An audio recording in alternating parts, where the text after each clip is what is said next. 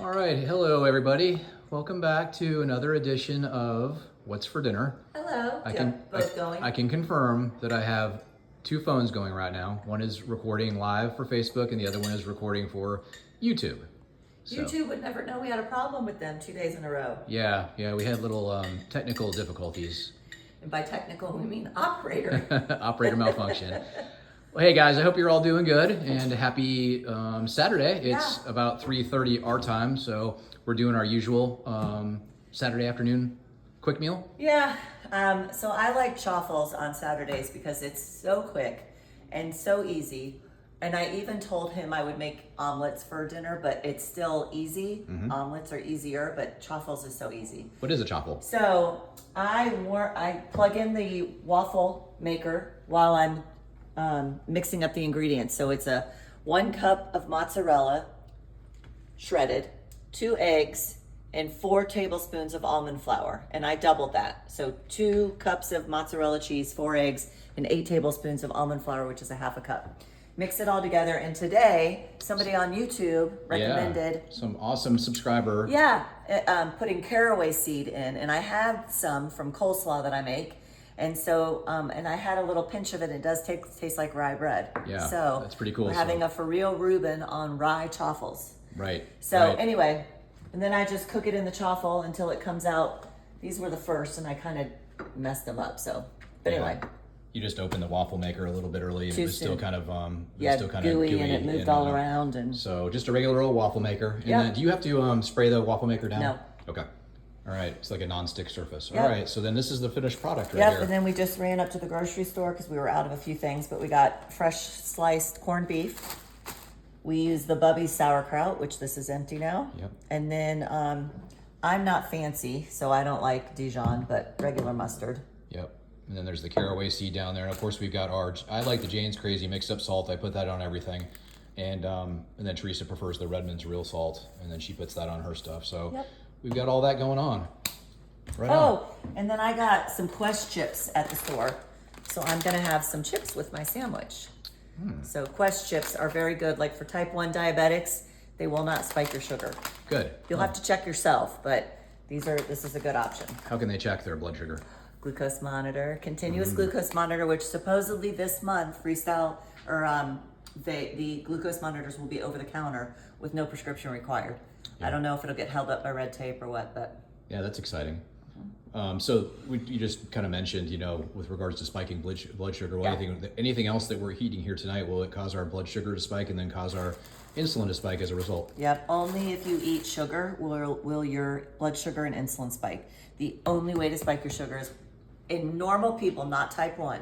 The only way to spike your sugar, if you're a normal person with type 2 diabetes or people without, is to eat carbohydrates. Carbohydrates break down to sugar. So we all understand Milky Way and ice cream is sugar, but we don't understand that bread and pasta and oatmeal and yogurt and all that stuff is also sugar. Yeah. And so we were talking about too, when you transition into low carb lifestyle, your gut bugs need time to adjust. So you Yeah. might have pooping issues like diarrhea.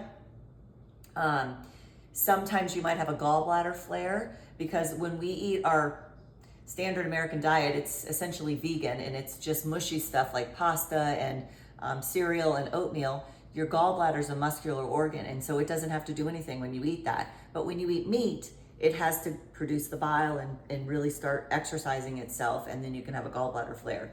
So these things can be normal, and you're just gonna have to push through. My understanding is the gallbladder can actually build up like a sludge inside yeah. it if it's not constantly emptying itself. And bile is normal.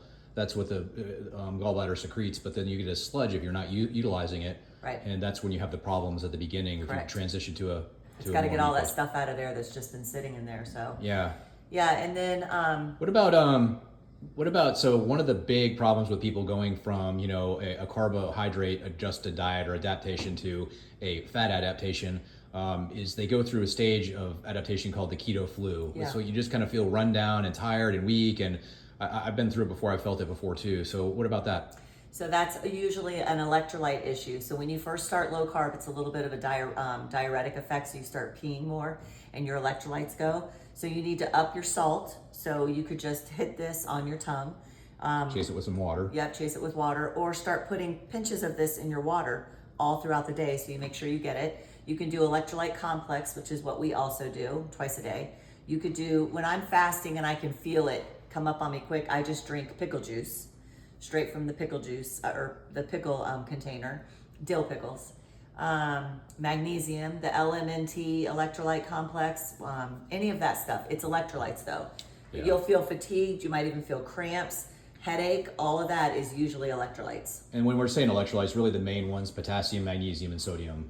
Those are the three that you really need to make sure you're replacing. Yeah. I'm a perfect example of that. I go out and I run sprints during the daytime, and I like to run in the middle of the day when it's the hottest and the sun's overhead. And so I lose a lot of electrolytes.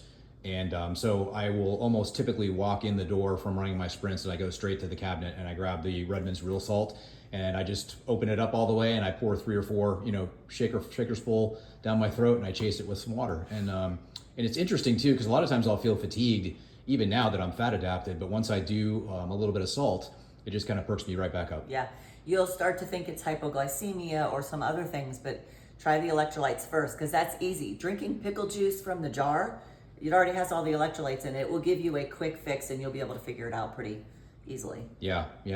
And then something else too is that you're going to have to, your body is going to be making some changes when you're going on when you're going through a keto adaptation and a fat adaptation. So just be aware of that. So when you're working out, you may feel more run down, and your body has to learn how to use fat for energy, fat for fuel, because it's been using carbs, and you're not going to have carbs on board. So there's an adjustment period. So be very, offer yourself a lot of grace during that transition period. And then also, not so much in the early stages, but we talked about this a little bit the other day, but as you kind of progress into it, you can kind of stall out on this keto stuff sometimes. Yeah. So I don't know if we want to talk about that that real real quick. quick. Just have to let your body do what it knows to do, because your body was divinely designed, and it's going to periodically take breaks while it's adjusting and figure out where it wants to be. And we're talking about fat loss when we talk about take breaks. So you might stall on the fat loss, Right. and you're checking the scale, and it's like, oh my gosh, I'm not losing any weight. Yeah, which is the other problem with that, is the scale's a liar. You really need to be doing waist measurements, arm measurements, leg measurements, because you will be losing inches, and it may not be pushing the scale. Or the DEXA scan, or an in-body, like the bottom line is this body composition analysis. So you want to be determining, your muscle, how much muscle weight you have, how much fat weight you have, and how much water weight you have, and you can, be able to tell the difference between those. Because if you're losing weight, great, but if you're losing muscle with the weight, then that's not a good thing. You want to be losing fat. So. Yes. And remember, just because the scale isn't going down, depending on how sick you are metabolically speaking, you're reversing fatty liver and lots of other things that does not go onto the scale. Yeah, or when you get later on, you might stall out. You might actually be putting on muscle while simultaneously losing fat. Muscle weighs more than fat. You end up actually so you lose 10 pounds of fat, but you put on 12 pounds of muscle, and you're like, I gained 2 pounds. What's going on? Yeah. Well, hey, guess what? You're turning yourself into a metabolic calorie burning machine by putting that muscle on. That's what we want. Yes. Good for you. Yep. Everyone's interested in losing weight though.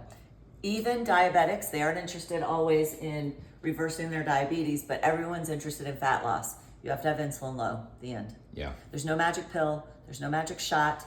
No matter what everyone is doing right now. Oh, what about Ozempic? And phentermine is still out there, but probably 20 years ago I did phentermine. Lost 15 pounds super quick, but I'm sure it was lean muscle because I was eating less than 500 calories a day. Yeah. Anyway, there's trust me, no magic pill or shot. You have to relearn how to eat. You do, yeah. And it takes time, it takes patience, it takes a lot of grace. And the hardest part we've mentioned is getting started. Yes.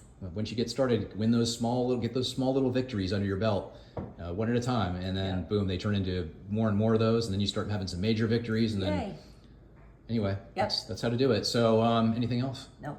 All right, so share with us what you guys are having for dinner. Shoot any questions you have our way, and we love you guys. Yes. God bless you all. We hope to see you at church tomorrow. Yeah.